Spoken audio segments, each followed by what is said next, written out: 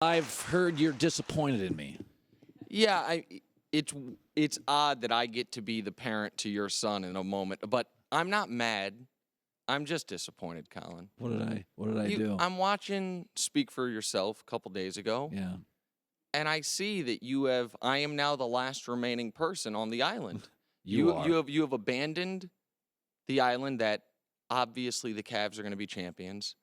And now you're joining everyone over on Warriors Island. And I would just like to, for a moment here, remind you, we are watching the greatest basketball player ever. You can't say that. Playing his best basketball ever. And you are now picking against him. That is what you're doing. I just want to be right.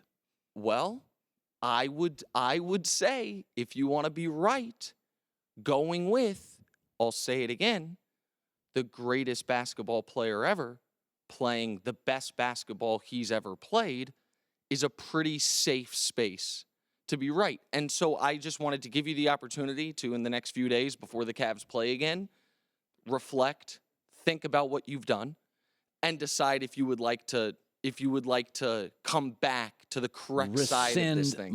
Yeah. Okay, I've been on the Cavs all year. Mm-hmm. And then the other day I was asked on that show, and I can't get this out of my head. The Warriors are playing poorly and winning by 15 in a better conference.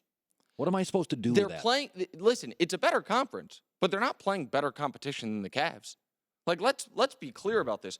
You and I have talked about the prior finals runs, the last 2 years prior to this, when the Cavs played teams with better records. The Warriors, the year they won the title, didn't play a single starting point guard in any of the 4 series they won. They've had one really great team they've played in the 2 years in the playoffs, aside from the finals. That was the Thunder team, a Thunder team that was up 3-1 on them. This year in the playoffs, they played a Blazers team that was awful this year until they got Nurkic. And they didn't have Nurkic in the series.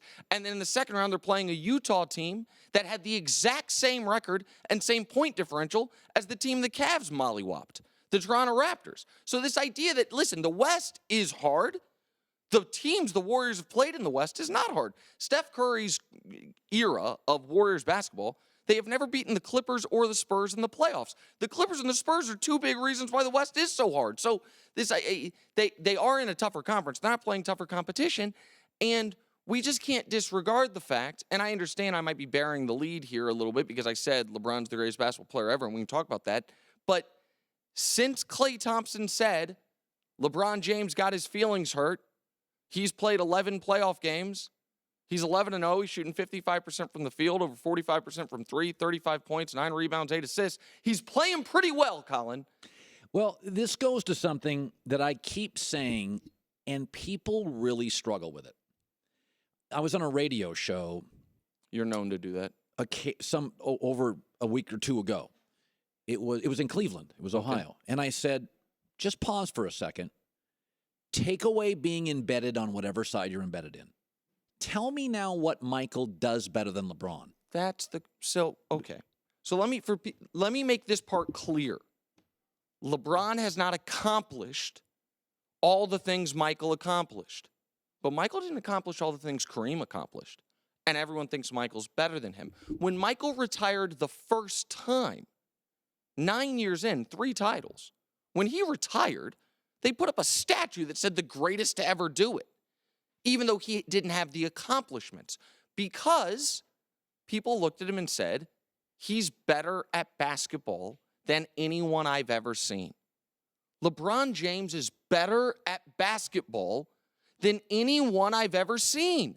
Period, point blank. And when you say, what did Jordan do better? It's a good question. Because the one thing people say is Jordan was a better scorer. Well, was he?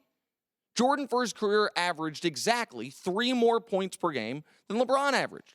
But he did it on more than 3 more shots per game. LeBron shoots a better percentage from 2, shoots a better percentage from 3, shoots a better true shooting percentage, averages more points, averages more rebounds, averages more assists. He is clearly the more versatile defender. LeBron James can guard 5 positions on the court. And by the way, LeBron James has now done it longer. LeBron James' sustained excellence of never being hurt. He's 6 minutes away from 50,000 career minutes. And in about a week and a half, he's going to pass Jordan in playoff points, which will give him more everything than Jordan in the playoffs. He's going to finish with more everything than Jordan in the regular season. And the eye test, he's better. He's bigger, he's stronger, he's faster, he's more durable, he has a better long-range game, he has a better interior game, he's a better playmaker. I know he doesn't have the 6 rings. I get it. Jordan has more accomplishments. But the aliens come down. You have one game to save humanity. Who's your first pick in the history of the world? This LeBron James right now.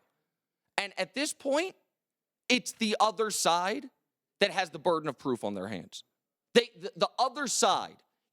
Someone needs to come to me and explain to me what Jordan is better at than LeBron without saying the word 6 rings. This is what I said. This is what we do because we love Michael. He's a human being. If you had 2 companies and you said this company is better at marketing, distribution, sales, branding than this company, you'd say that company's better. But because we have the human quality, this is something I talked about a week ago on my show. If there was a device in college sports. It's such a smart point. I loved this. A device, a machine. And it was called El Saban. And if you bought the El Saban and you put it on your campus, it could be a workout room, a whirlpool, a healing machine, and it guaranteed you to win 37 of your next 41 games and multiple national titles. All it cost you was $4 million a year. You'd be like, I would like to purchase 2 El Sabans. Yeah. But if it's called Nick Saban, then we're outraged that he makes $8 million a year. Every device in the world that could give, I always said this about Skip Bayless. If you just had a machine called Skip Bayless and it gave me the lead-in numbers that I get that I didn't have before him, I'd say buy 4 of those machines, give you and your show one, give me one. We are now clinging to Michael because we like his gear and we like his suits and we like the romance of Jordan. And because for the last almost 30 years, he's been the best player ever. But things end. And let me make one more point about LeBron, and then we can talk about the more topical stuff. I get it. The one knock on LeBron, and it's a fair one, is the Mavs series. Yes, no question. It's a totally fair one. So here's a fun thought exercise for the audience.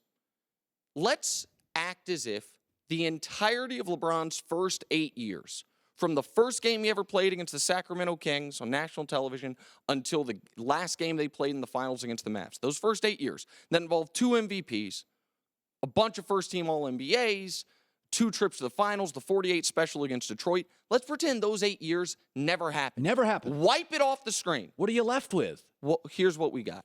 Since that moment, LeBron has had the greatest stretch of basketball of any player ever. He is going on a stretch where he will make his 6th straight final. No one made more than 4 straight since Russell Celtics. He has 2 MVPs in that stretch. He has 3 rings. He has 3 finals MVPs. It would have been 4, but one year when he averaged 36, 13, and 9, the guy who held him to 36, 13, and 9 in the finals, they gave him the MVP. Yeah. He went to a team that was not a playoff team and made him a champion. He left that team and they missed the playoffs. He went to a team that had won 3 out of 4 first overall picks, took them to the finals immediately. If all we knew about LeBron, take away the first 8 years of brilliance, if all we knew about LeBron was the last 6, guess what people would say? I think he's the best I've ever seen. Kawhi Leonard last night, interestingly, not on the floor late. What did you make of that? So people are... we're in a weird space with Kawhi Leonard. A weird space. Weird, not a safe space. A weird space. Where I am supposed to simultaneously believe he's the second best basketball player alive and also believe it's not fair to criticize him. Guys, you can't criticize an injury. Listen, Kawhi Leonard tweaked his ankle in the 3rd quarter. He played after that. With 1:05 left in the game, the Spurs ran a play that was the only person that touched the ball the entire play was Kawhi Leonard. He took the shot. With 11 seconds left in that game, he's not on the court. Biggest 11 seconds of the Spurs season. Yeah, absolutely. The season in the balance. Potentially, yes, and definitely the biggest possession of their season.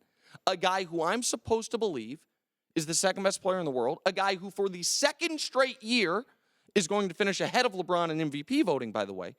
He's not on the court. I get resting him in overtime. It's 5 minutes. It was weird to me that a player dealing with an injury, they didn't take him to the locker room to try to fix the injury during the overtime? What if it went to double overtime? What if you can work it out? What if you can do something? It was weird. He was sitting there as if he fouled out. But Kawhi Leonard not being on the court, even as a decoy, with 11 seconds left, when he had just 1 minute prior run the offense the entire play, was odd to me. And here is what I know.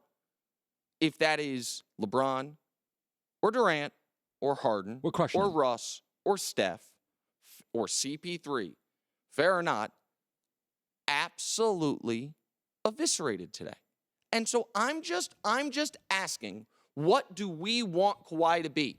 Because I think Kawhi right now is the 5th, 6th, 7th, somewhere in that. I agree. Best player in the world. That's not an insult.